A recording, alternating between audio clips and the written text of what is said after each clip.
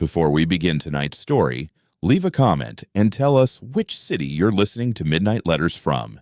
And if you're still here by the end, try giving the story a rating from 0 to 10. Now then, let's begin.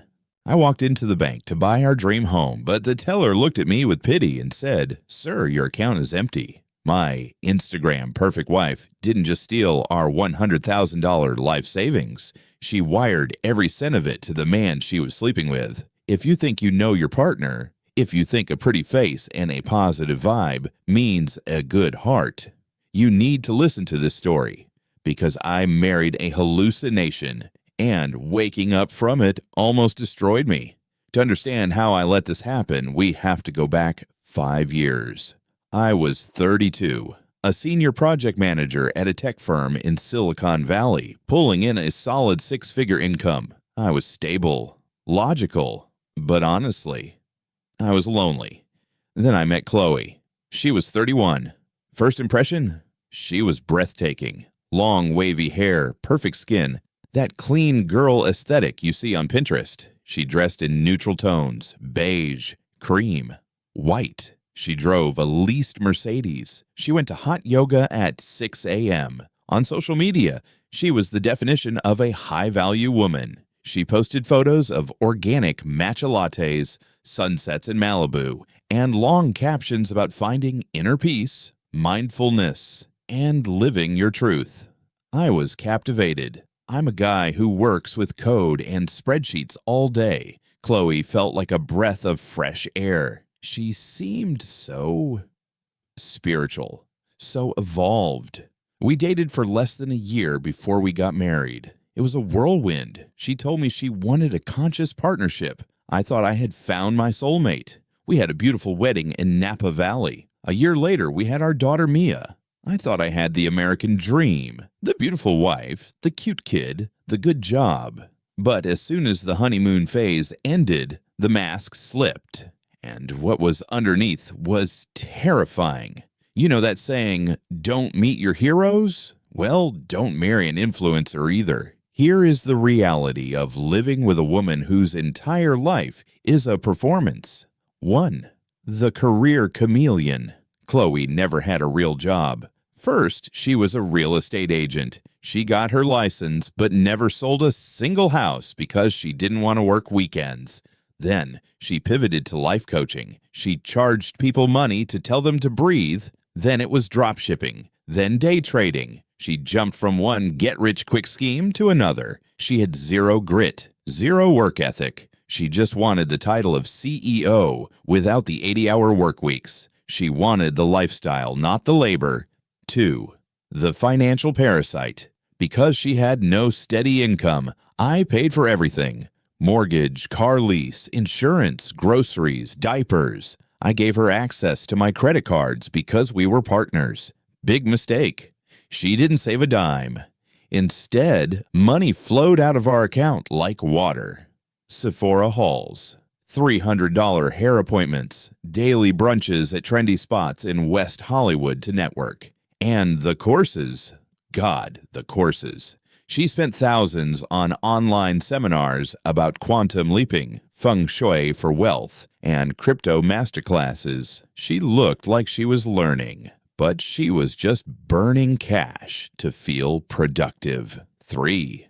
The neglectful mother. This is the part that hurts the most. On Instagram, she posted photos of Mia in cute beige outfits with captions like, "My greatest blessing," and "Mommy life is the best life." In reality, she barely looked at our daughter. Mia was an accessory for her content. Once the photo was taken, Chloe would hand Mia off to my mother, who came over every day to help, or put her in front of an iPad so Chloe could edit her reels. She was always too busy chasing her dreams to change a diaper or read a bedtime story. This is where the toxicity really started. Whenever I asked her to stop spending or to get a stable job, she would flip the script. She used therapy speak to manipulate me. "You have a scarcity mindset, Mark," she would say, rolling her eyes. "You're just a corporate drone. You trade time for money. I'm building an empire. You don't understand leverage. You're blocking my blessings with your negative energy.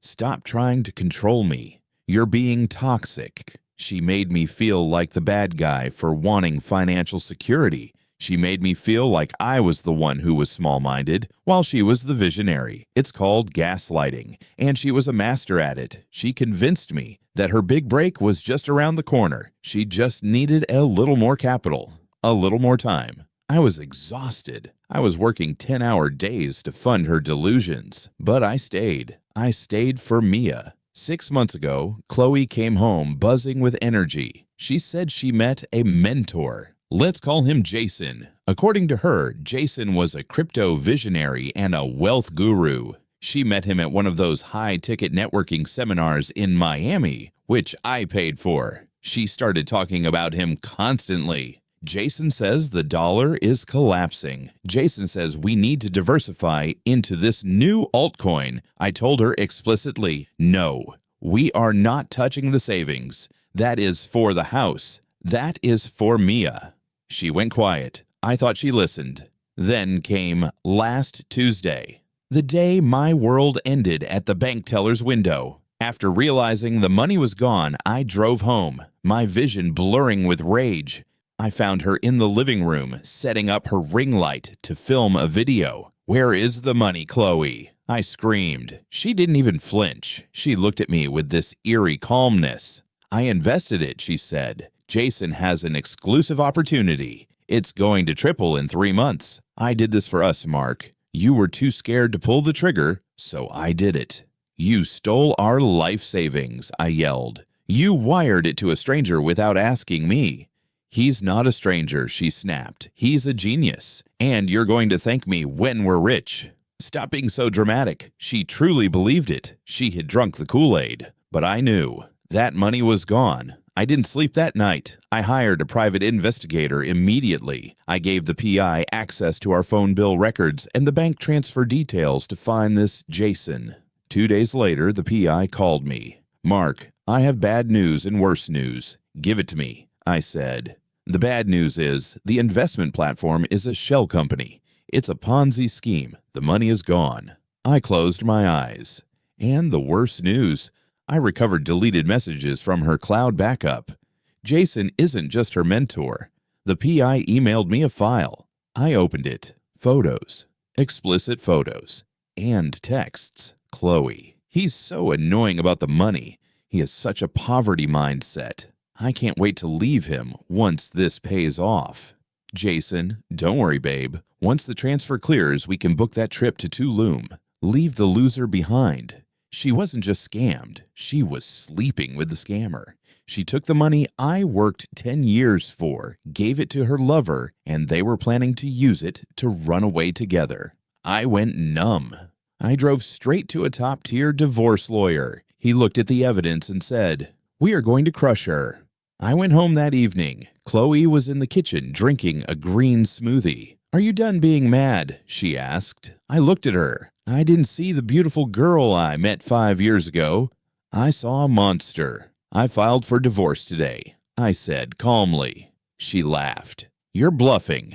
"I also filed a police report for fraud and theft," I continued, "and I sent the evidence of your affair to your parents." Her face went pale. The smoothie glass shook in her hand. "It's done. And since you have no income, no job, and you just blew our savings on a scam, I am petitioning for full custody of Mia. You are unfit." For the first time, the boss babe persona cracked. She started crying, screaming, begging. She tried to gaslight me again. It was a mistake. Jason manipulated me. "No," I said. "You're not a victim. You're an accomplice." The divorce was messy, but the judge was not lenient. She got 0 alimony. I got the house. I got primary custody of Mia. As for the money, it's gone. And Jason, he ghosted her the second the money hit his account. She lost her husband, her daughter, her home, and her lover in 1 week. It's been 6 months. I am rebuilding. It's hard being a single dad, but my house is peaceful now. No more ring lights, no more gaslighting. The lesson: If your partner is obsessed with appearing rich rather than being stable, run. If they call your hard work a poverty mindset, get a lawyer. I paid $100,000 for this lesson. I'm sharing it with you for free. At this point, I think I need to tell you a few things. When I finished reading your letter, I had to pause for a moment, not because of the shock, but because I realized something deeper. You didn't lose the money first. You lost your trust in your own judgment. And that is the deepest wound. You are not stupid. You are not weak. You are simply a serious person who loved someone living off appearances, not values. Some people don't come into our lives to build with us. They come to consume. They consume our money, our patience, our silence, and even our kindness. Then call it partnership. What I respect most about you isn't how you fought back, but the moment you stopped arguing with an illusion and chose the truth, even when it was brutal. You did what many people never find the courage to do. You walked away from a beautiful story to save a real life. And if you're asking yourself where you went wrong, the answer is this: you only went wrong when you believed loving someone meant carrying the consequences of their choices. No one has the right to spend your future just because they lack the courage to build their own. Now, when everything has fallen apart, there's just one thing I hope you remember. The peace you have now, even if it came through loss, is still a more honorable beginning than any glamorous life built on lies. I hope tonight you sleep without fear. I hope tomorrow morning you wake up no longer needing to prove your worth to anyone. And when you love again, I hope you choose someone who doesn't need a stage to live honestly. You woke up, and waking up is never a failure. Thank you for listening until the very end. If you have a story, a letter you want to share, feel free to send it to me, because maybe your words are exactly what someone out there needs to hear. Don't forget to like and subscribe so you won't miss the next letters. I'll see you again here at Midnight Letters. Good night, and may your heart rest gently.